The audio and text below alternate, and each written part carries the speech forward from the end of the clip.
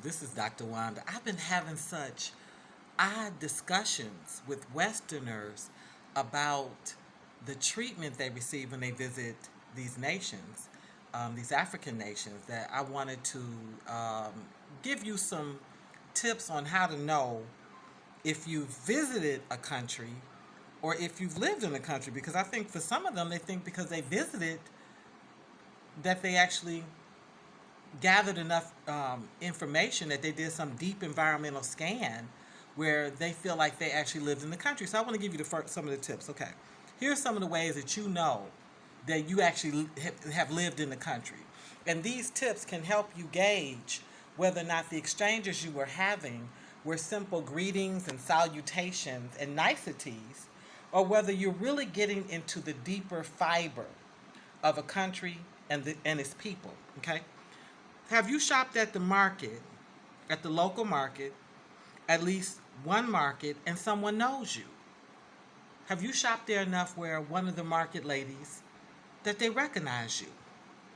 Okay. Does your child attend school? Do you have children that's attending school? Are you attending school? All right.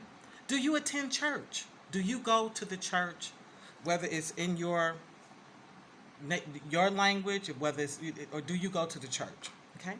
Do you recognize the assemblyman? They have a structure on how you get things done here, and so these communities an assemblyman, and that's the person that would go and sort of talk to the president or the council to get stuff done in your area.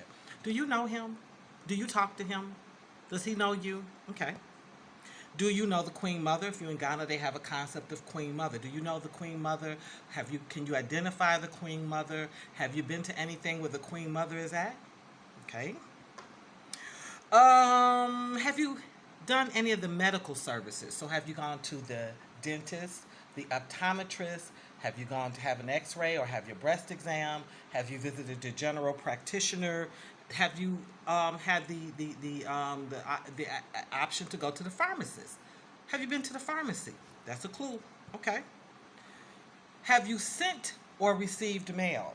Do you know anything about the processes of sending and receiving mail? That's a big clue if you're living someplace.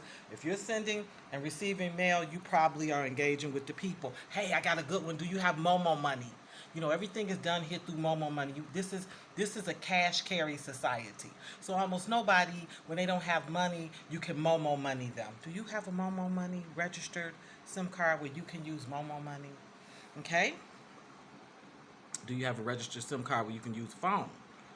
Or are you still working off of your network back in the US, back in the West? All right. Have you been here long enough to qualify for residency? Or are you just here on a visa? Do you qualify for residency?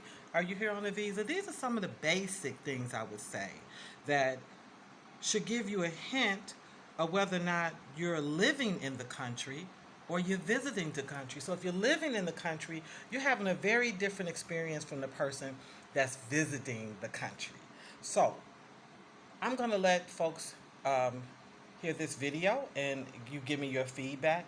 But when we're having these discussions about engagement with the continental African, engagement with the native African, and what's going right and what's going wrong, and rules of engagement and what we need to do different or what we need to learn, these are the things that should be in place that should qualify you to really have a deep discussion. And if you haven't experienced, I would say at least 5 of those things, yeah, you're not going to be able to get into that conversation in any real impactful way. And so that means there's more to be done. Or not. You may have decided, listen, I'm the type of person that's only going to ever be a visitor. That's all I want to do is visit. And I got mad love for you. But if you've decided that you want to uproot your whole life and move someplace, these are the type of things that you need to consider. Listen, I went to my daughter's PTA meeting. Believe it or not, they do have parent-teacher meetings in Africa. The whole meeting, I would say, if in the 2 hours I was there, it was in Ga. There was nothing being translated, and I sat through that meeting. Now, if you at your child's parent teachers meeting, and it's in the native tongue in that country, I would say that you live there. That's what I would say. And I would say that you qualify to have an opinion about rules, regulations, and ways of engagement that's beyond greetings and salutations. Africans are an absolutely polite group. That has nothing to do with how deep your engagement gets when you're living in the country. All right, I'm signing off.